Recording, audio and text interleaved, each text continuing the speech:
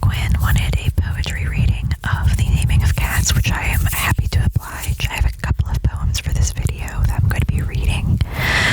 And then Alex had specifically asked for this kind of style where it's primarily you're looking at my mouth, and I'm also adding in just a little bit of hand because Clementine Hetherington asked for a little bit of mic cupping and some breathy, breathy, close-up whispers as well.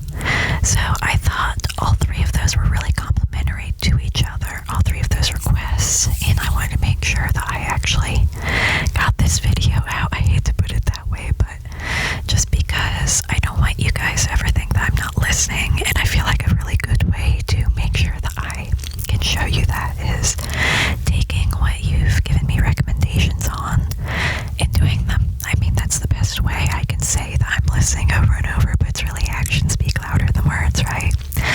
So without further ado, let's get into the poetry reading.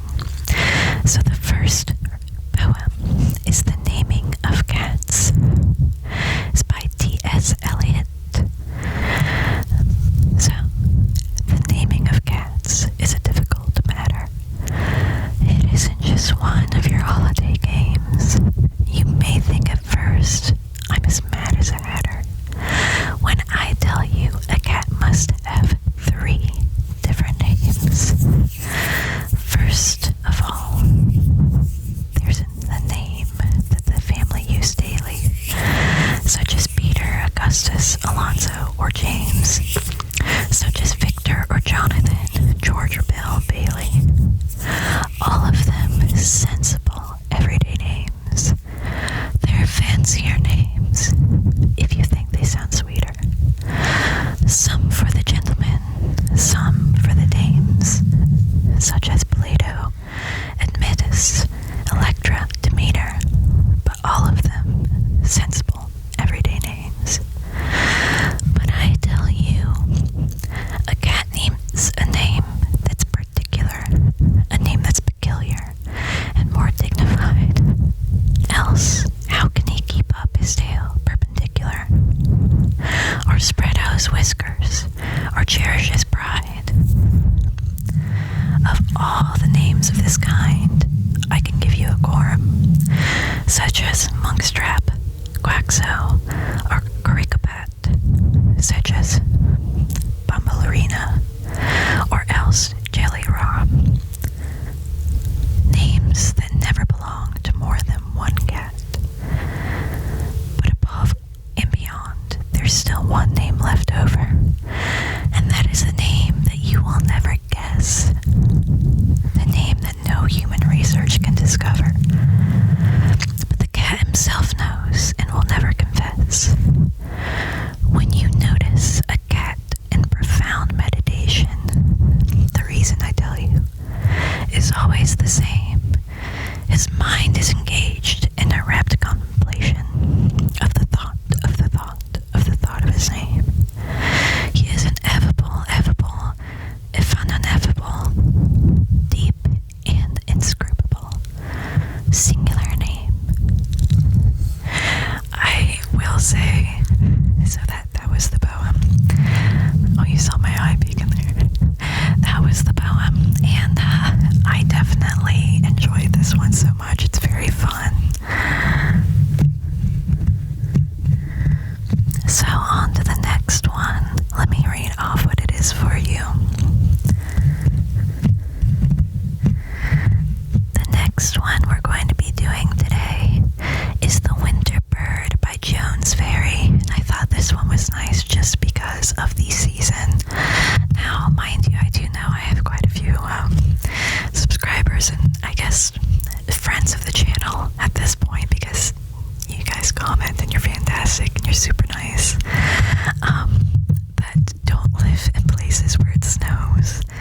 But I will tell you, this one is very fitting for part of us. So I guess let's all come together and just think on it in a way, I suppose. Thou singest alone on the bare wintry bough, as if spring with its leaves were around thee now, and its voice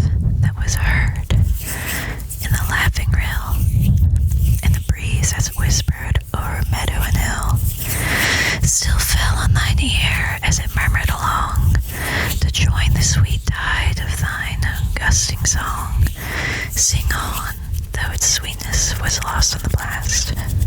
And the storm has not heeded thy song as it passed. Yet its music awoke in a heart that was near, a thought whose remembrance will ever prove dear. Though the brook may be frozen, though silent its voice, and the gales through the meadows no longer rejoice, still I felt, as my ear caught thy glad note of glee, that my heart in life's winter might carol like thee. I thought this one was just a very sweet one that's just a little remembrance of everything being kind of, I don't know, I would say a lot more concentrated in winter. Alright, on to the next one. It sounds like our bassist friend is back today. Can you hear? I hope that you actually enjoy hearing the bassist come in, because there is literally nothing I can do. I'm not going to stop him. Listen to him. He's going at it. The next one is I Measure Every Grief I Meet by Emily Dickinson. I measure every grief I meet with narrow, probing eyes, wondering if it weighs like mine or has an easier size. I wonder if they bore it long, or did it just begin? I could not tell the date of mine. It feels so old a pain. I wonder if it hurts to live, if they have to try, if whether could they choose between, it would not be to die. I know that some, gone patient long, at the length renew their smile, an imitation of light that has so little oil. I wonder if when years have piled some thousands on the harp that hurt them early, such as a lapse, could give them any balm, or would they go on aching still through centuries of nerve, enlightened to a larger pain, in contrast with the love.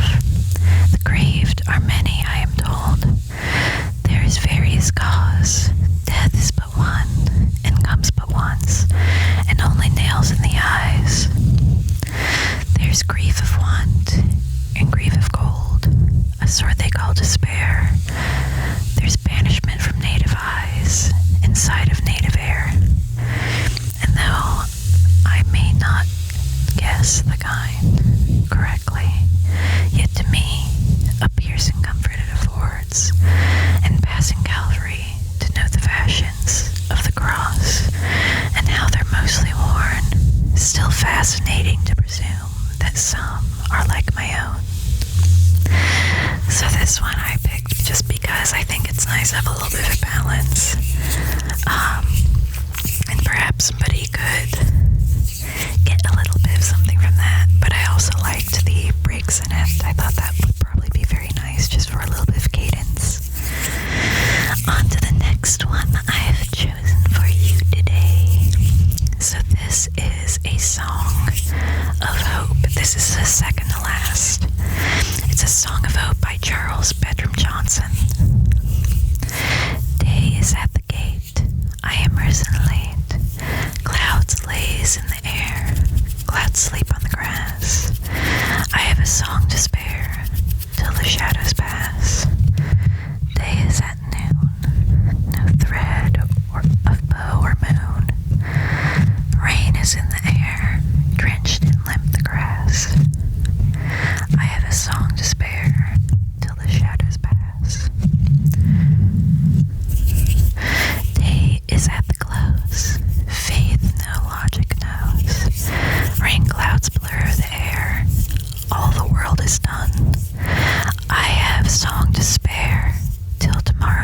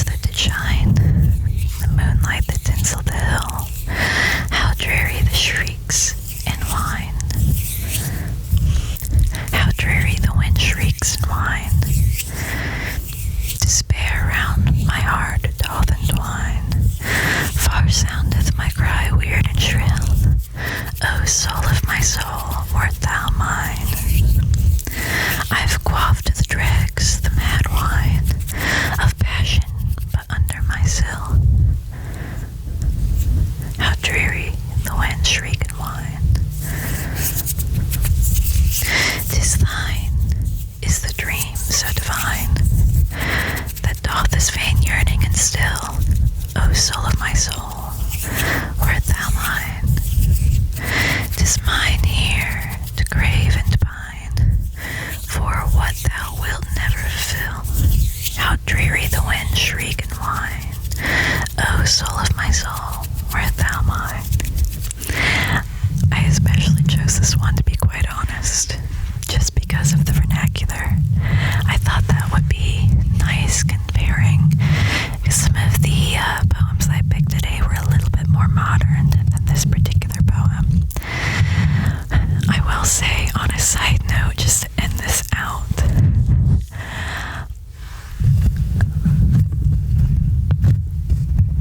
not that, but I was looking for these poems, correct? So I was looking through to see what a good poem would be for this video, in addition to the naming of cats, because I was like, well, if I'm going to read one, I should read a few more. I like poetry to a certain extent. I would definitely say I tend to like more abstract things, if that makes any sense. I find poetry to be a little bit more in the middle ground in terms of expressing things, because you can kind of hide how you feel in it, in the expression. I either like paintings, I'm like an all or nothing sort of person in a way. So while I like poetry, I either prefer having somebody outright say something like a monologue, which I've been known to do, or something much more abstract where it's just a painting and it's just, oh, I think they're angry because there's a lot of red in it, so I tend to be a little more in the middle. But let me tell you, for one, my mother actually has written poetry, so I'm used to it quite a bit. I did quite a bit of reading in school for it as well. I always aced all of my literature and English classes because of that. But I will tell you, I was looking up poems and I found one, and I immediately had to click out of it because it had a reference to a MacBook clicking the keyboard on the MacBook, and I was like, I can't do this. That is so pretentious. I don't know why it just immediately made me think of somebody sitting in like a cafe and thinking they're writing the most profound thing ever, just about, I don't know, maybe like anything it really could be, but talking about your MacBook in a poem, I can't do it. I couldn't choose it. I clicked off immediately, and I ended up telling my spouse, I was like, it's the worst thing I've ever read in my life. And I hate to say that, I'm not trying to be mean, but wow, really? Really? But I hope that you all enjoyed this video. I hope you enjoyed the kind of closer up vibe. I'm doing as much as I can with this setup. Unfortunately, I literally can't get closer, otherwise I would break the camera. It's just, I think it's because of the lens. I'm going to work on this, I will definitely say, so no worries on that.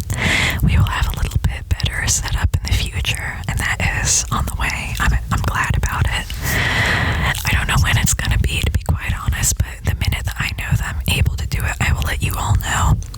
I did get some trinkets, so watch for some videos relatively soon, but I have some more that were planned in the meantime, so those might not come out for a bit, but I will tell you, I talked about this repeatedly. I'm going to be doing the hand sound video with the 4 different types, so keep an eye out for that one as well. I hope you guys are not getting oversaturated with my hand sounds. I just really do genuinely like them, and I really like 10 sounds. And I guess in a way, because I'm the one recording, I'm gonna naturally gravitate towards that, but definitely if you were looking for anything, let me know. I know that I'm gonna be uploading a ramble relatively soon for Yuki. I see you, and I will definitely be doing that. But yeah, I just want to let you guys know I'm working on some things for the channel. Lots of good stuff coming lately. I am going to be doing an actual channel update ramble again relatively soon, so you'll kind of know what's going on, and